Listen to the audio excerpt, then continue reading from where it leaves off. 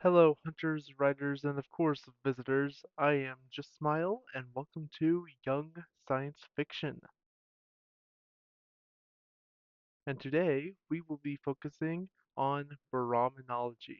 Now, I would imagine that already there are two kinds of people at this point in the video. Those who have no idea what I'm talking about, and those who do.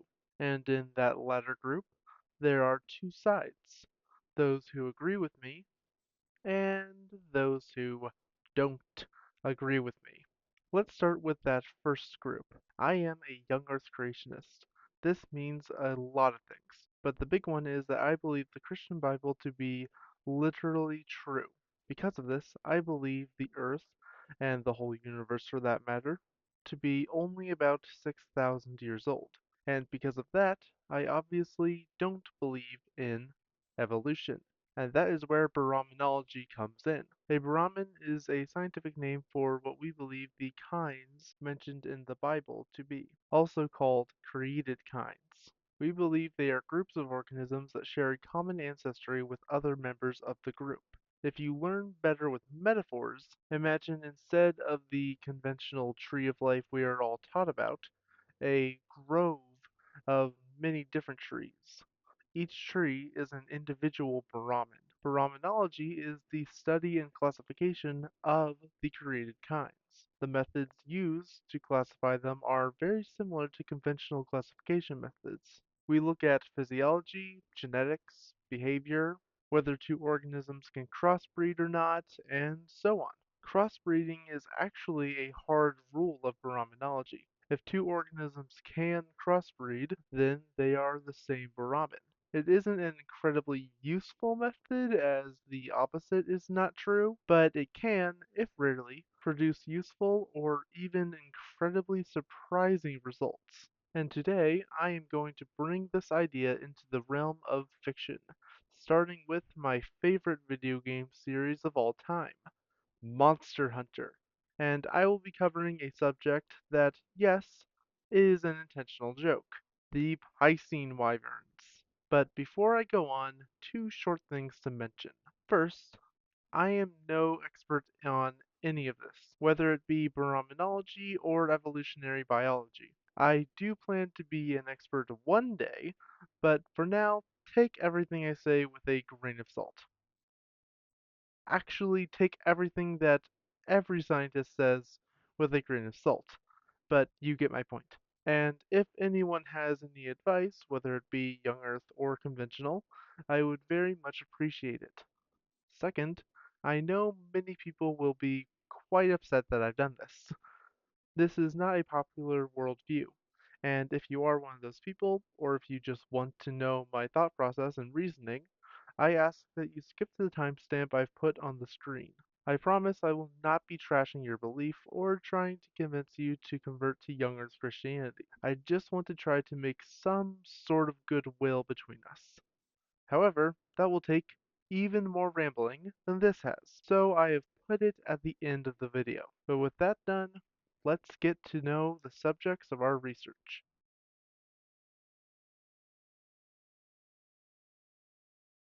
Let's start with the poster child of Piscine wyverns, Plesioth. Plesioth is by far the largest of the Piscine wyverns, with the green Plesioth being the largest singular species. This is theorized to be due to their largely aquatic lifestyle. Since there is far less gravitational pressure pushing them down, they can grow much larger. Plesioth may also act a little bit like goldfish.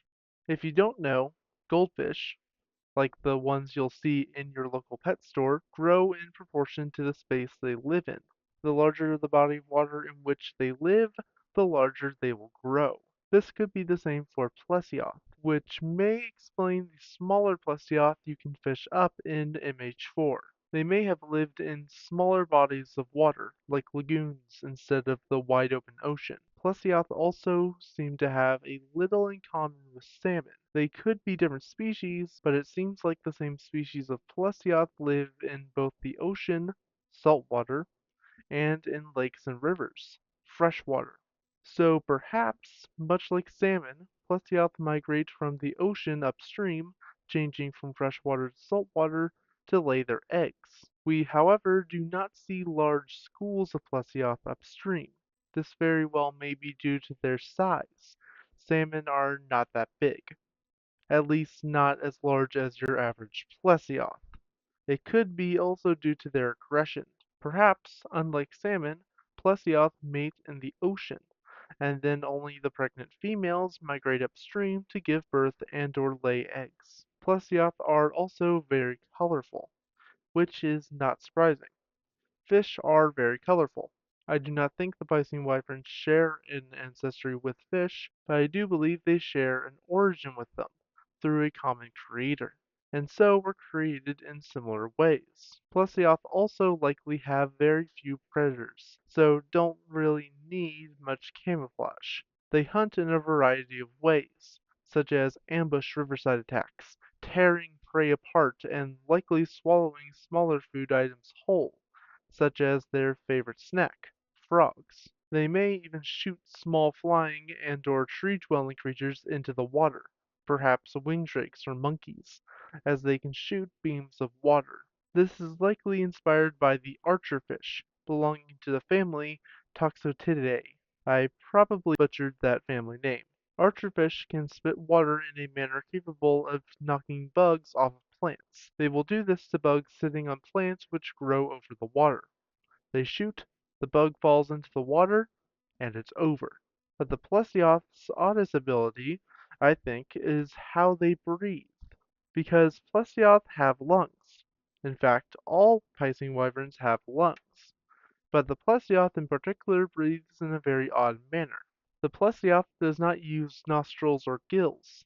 They actually breathe through their skin. It does this through gaps in their scale armor. But that's it for plesioth. Let's move on to another one. The representative of the sand swimmers, or as I call it, the fallen fish. This is because it causes so much pain. That's right, it's cephalose, and cephadrome by extension.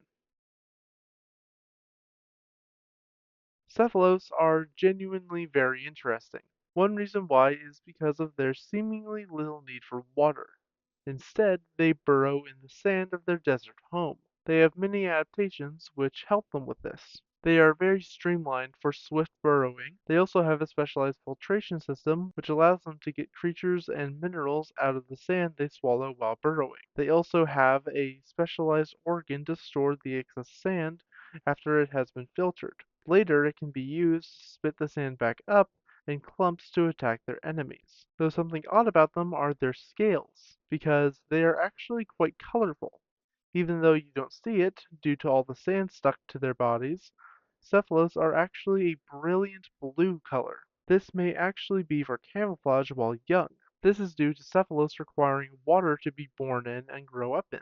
During the wet season, cephalots will search out shallow water pools to spawn and then leave. There the young will hatch, swim, and eventually learn to burrow as their small water pool dries up.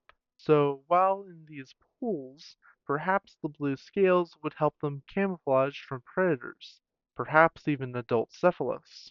But the most intriguing thing about them to me would definitely be their reproductive cycle, which is similar to that of the clownfish.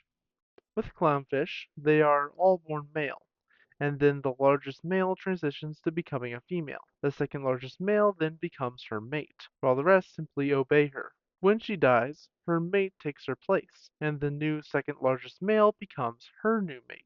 Cephalots are similar, except far less organized. All cephalots are born male, and if a pack does not have a leader, all members will begin a race to transition into a female. The first to fully transition will successfully become a cephadrome, changing their sex organs, growing in size, and going from a brilliant blue to a shimmering black. However, in certain games, I think all the second gen games, cephadrome are actually the same color as cephalos. And as a huge biology and Monster Hunter nerd, I would think of these as two different species. But considering they don't seem to have all that many differences, I think this could also be a case of a simple random mutation. After transitioning, she will establish her rule by releasing a pheromone that will detransition all the males who were competing against her, as well as keeping them from transitioning again as long as she rules. The males will then pay a tax to her in form of sperm, which she stores away for later. In return, they get the protection of a cephadrome. When the wet season comes, the cephadrome will leave her pack to lay her eggs, and the process starts all over again. However, this may not be completely true. In For You, there is a key quest where you hunt two cephadrome at once, implying that two cephadrome can somehow coexist. This could be caused by one cephadrome moving into an established pack, since cephadrome don't die after laying their eggs. Perhaps these cephadrome aren't actually getting along, but competing as one tries to dethrone the other. Or maybe they're just two different packs that have wandered into the same territory. Who knows? But that's about it for cephadrome. Now let's look at the Piscine Wyvern's representation of extremophiles. Lavasia, or Volcanos? People get very competitive about the translation of this thing's name. Now, Lavasioth is interesting as it swims in lava. No real life animal can do that. In fact, no real life creature can even touch lava. And I'm not going to worry about it. Instead, I want to think about how this lava swimming affects the rest of the wyvern's life. The first thing I want to discuss is reproduction. I'm just not going to worry about the heat problem because I have no doubt in my mind that sperm and eggs could in no way develop in something that has that high of a body temperature. But we actually know a little bit about their courtship. In Frontier, Lavasioth has a subspecies, Lavasioth subspecies. That is unfortunately its actual name, though people usually call it red Lavasioth. But this subspecies is not a true subspecies at all. It is a male who has melted shiny ores and stones onto its body in order to attract females. Perhaps males form their own harems of females, with the number of females corresponding with the quality of ores and stones selected by the male. But what about after mating? They can't just lay their eggs in lava. Well, first off, most volcanoes in the Monster Hunter world are somewhat close to some large body of water. Perhaps after fertilization, the pregnant Lavasioth swims downstream. Or, I guess, down flow? Like lava flow? Whatever. They swim downstream towards the ocean or any large body of water, and once they make it there, they lay their eggs in the water. As for their early life, I think we can look to what may be their closest relative, the Gyrototus, because when young, Gyrototus are parasitic, so perhaps it is the same for the Lavasioth. They survive by parasitizing larger creatures until they can handle the lava, and then they migrate to their volcanic forever home. But any Monster Hunter fan will know that there are two very different versions of Lavasioth. The original one introduced in Monster Hunter Frontier, and the one introduced in Monster Hunter World. And World's version was basically a bad Gyrototus subspecies. And considering how bad Gyrototus was in World, that's saying something. But lore-wise, I think these two versions of Lavasioth could actually be subspecies of each other, or even two completely separate species, as the world version is far more similar to Gyrototus than it is to the original Lavasioth, and the differences are very stark. The original Lavasioth is much larger than the world one. The original has a much rounder head, and I believe it has a much higher body temperature, since the original does not have the hardening lava armor mechanic that the world version does. But that's about it for Lavasioth. So let's take a closer look at their little cousin, who just loves to play in the mud, Gyrototus. We already know about their reproductive cycle. So let's focus on something else, like their home. They live in swamps, bogs, and basically in humid, wet environment. Within these places, they commonly stick to the shallows, where they stalk their prey from underwater, and also scavenge anything that succumbs to their watery abode. In coloration, they look similar to Cephalos, but slightly darker, and like the Cephalos, the Gerototus covers itself with earth, this time in the form of mud. They use this mud to trap their prey and keep themselves cool.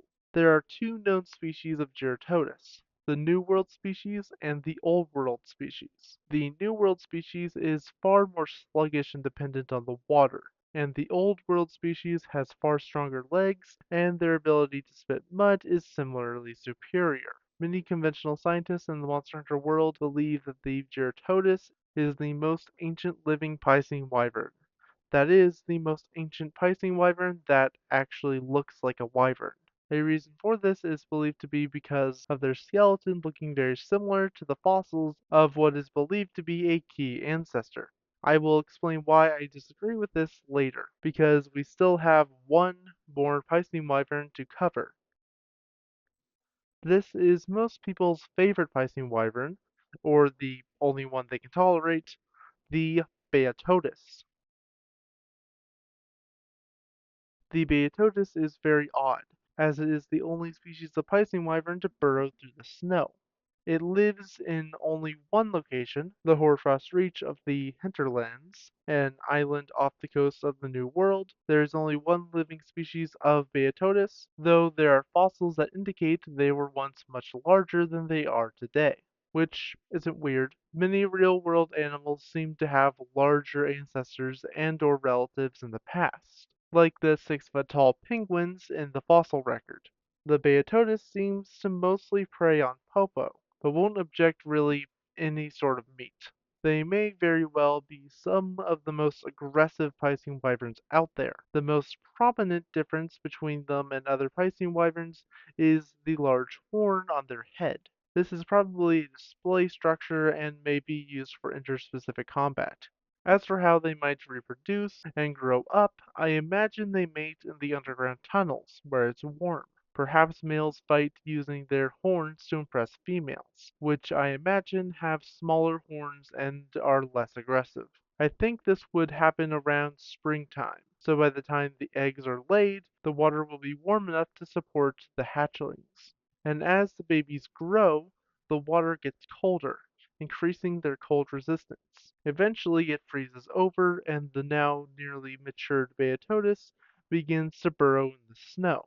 And that's it. Those are all the Piscine wyverns we will be covering in this video. I know there are more in the spin-offs and even in the lore books, but the mainline ones have already taken a while to cover, so I'll leave it there, and perhaps I'll add on to our Brahmins in future videos. But now, let's move on to the first level of Brahmin we will be covering, the Poly-Brahmin.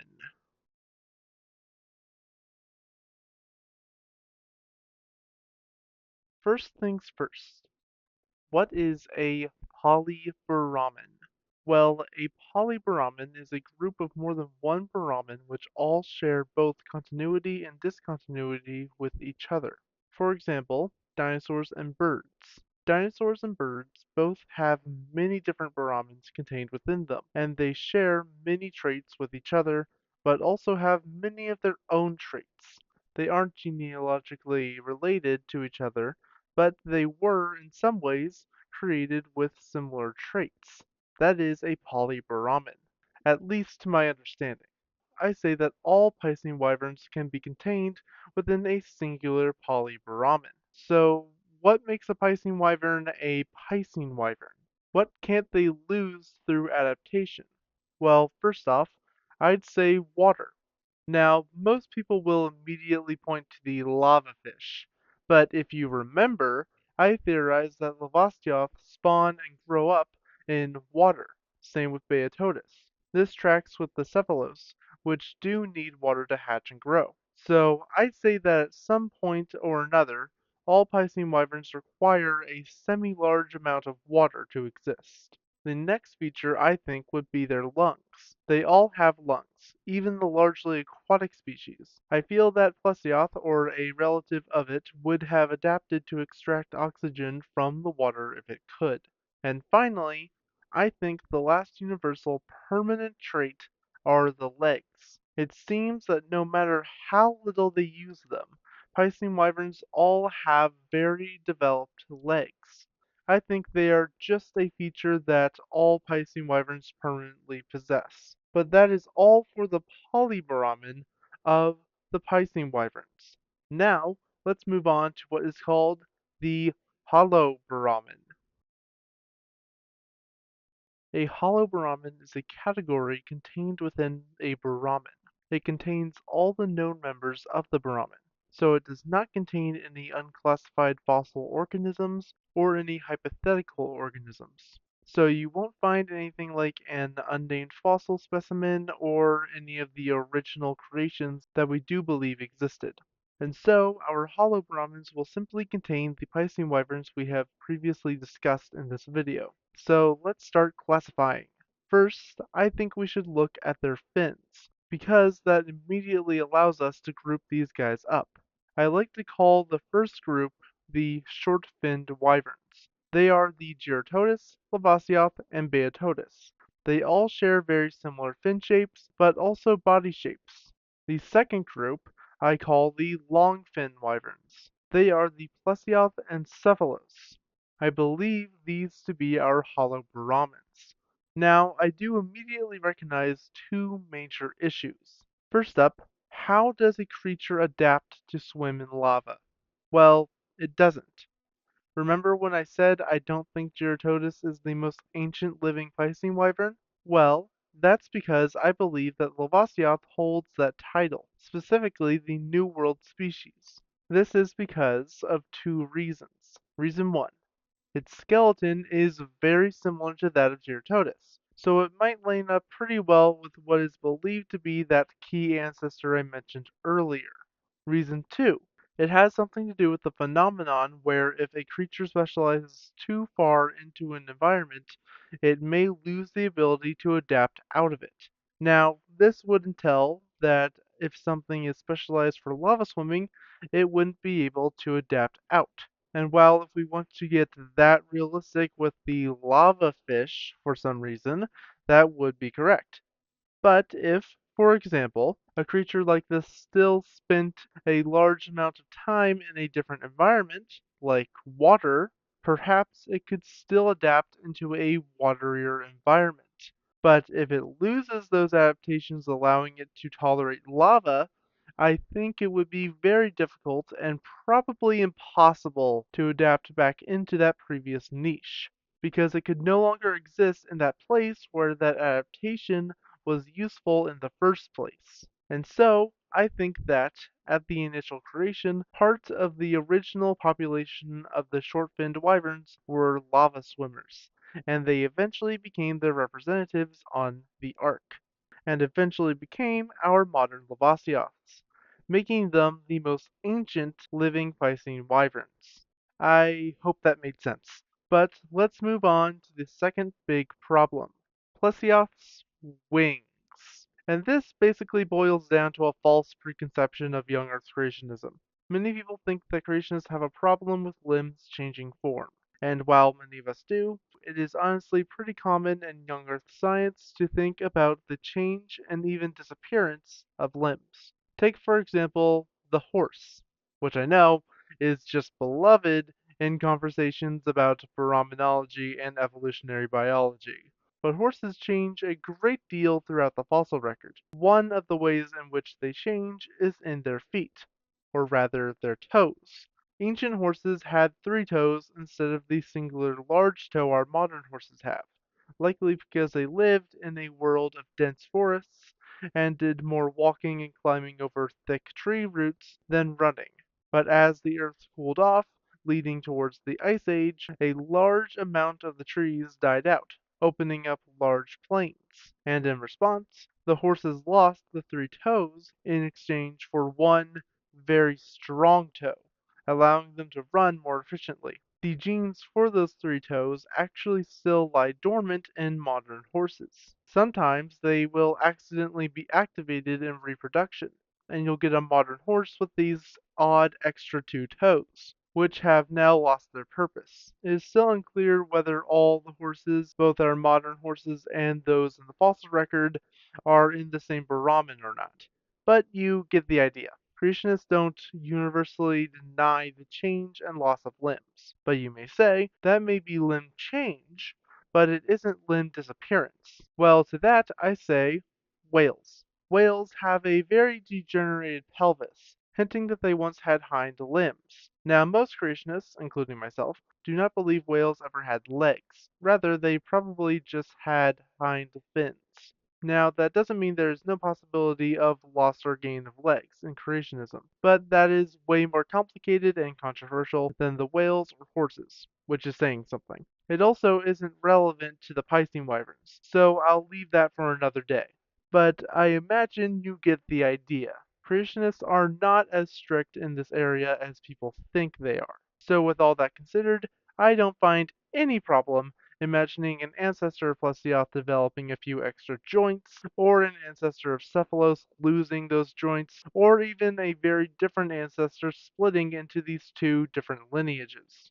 And with that, we have established our hollow Brahmins. There are more Brahmic levels, but they didn't fit very well into this video, so I'll discuss them at a later point.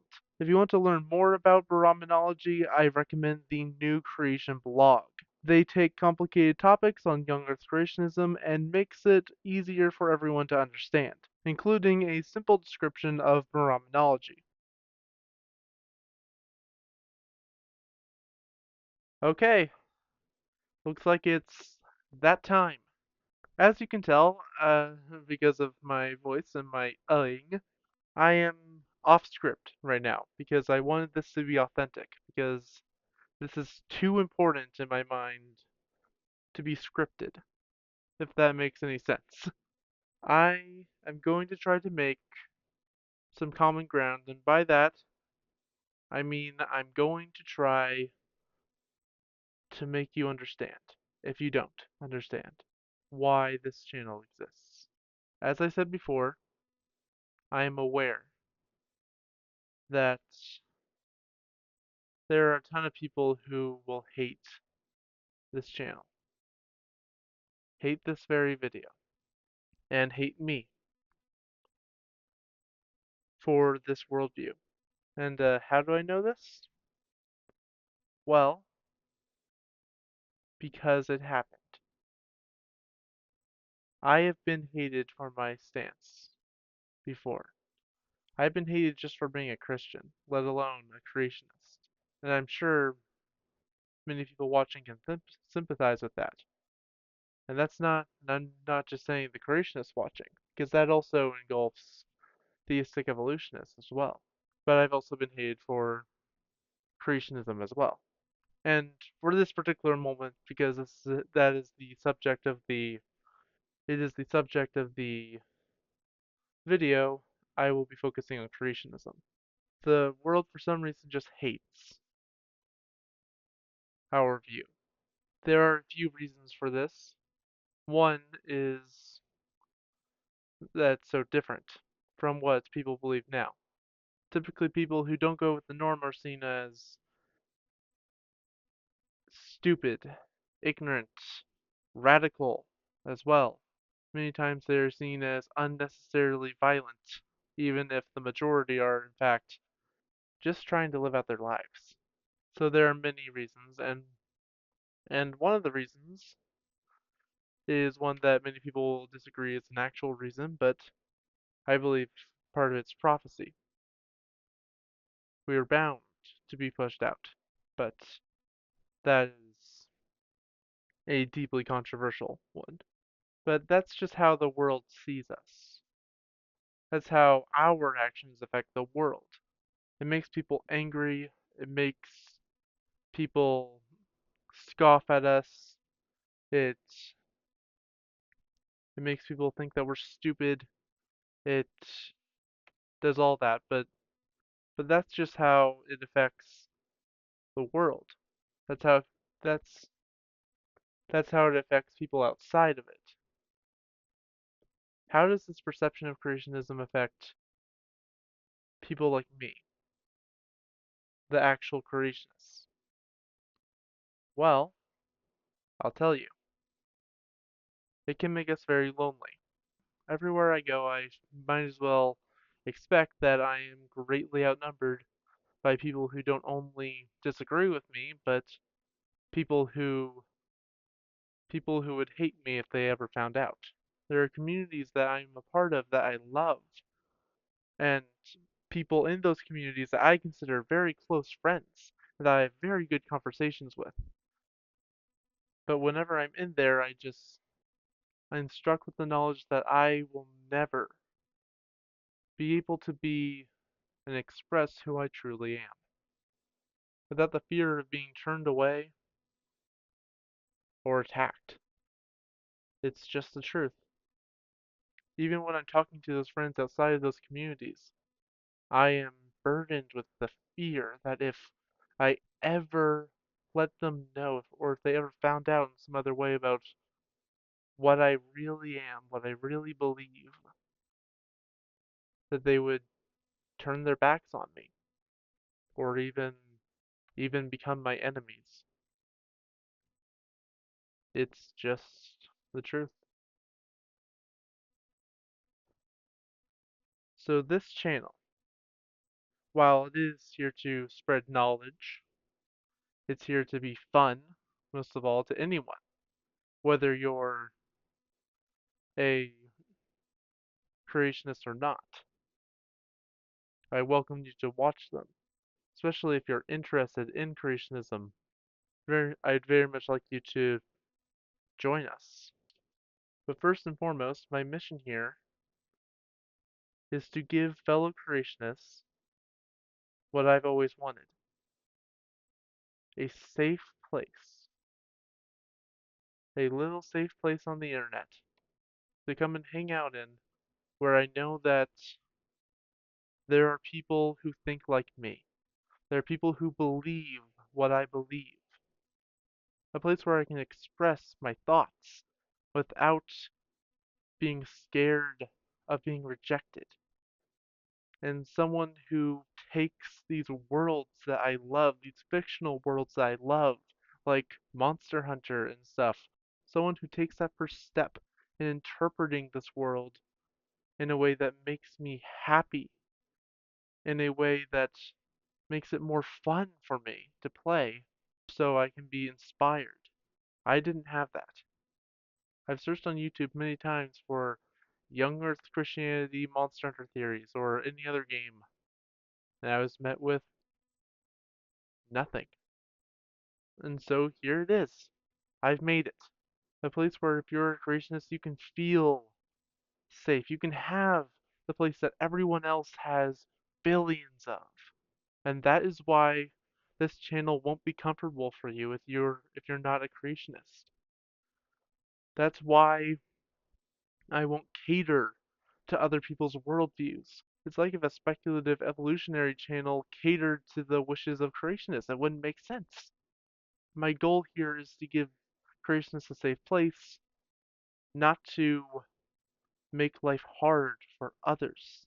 So if you come in and you aren't a creationist, while I'm not going to give you special treatment because you have the more popular worldview or you're technically, in this sense, the minority, I'm not going to target you and I'm not going to be rude.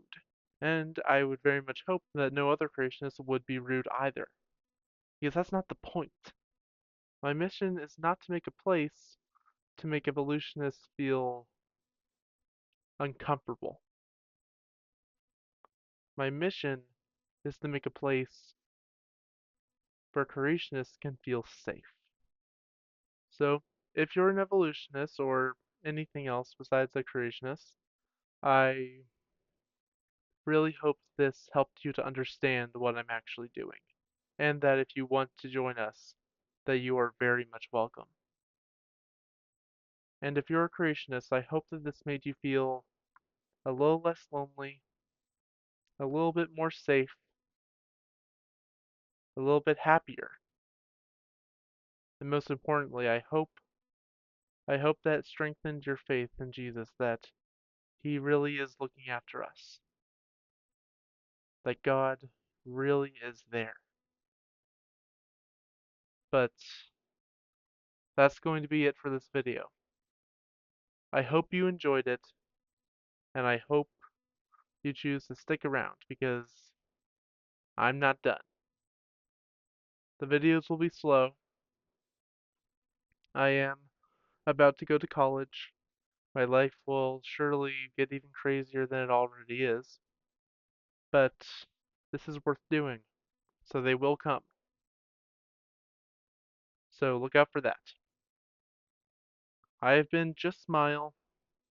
I hope you enjoyed the video, and I will see you later.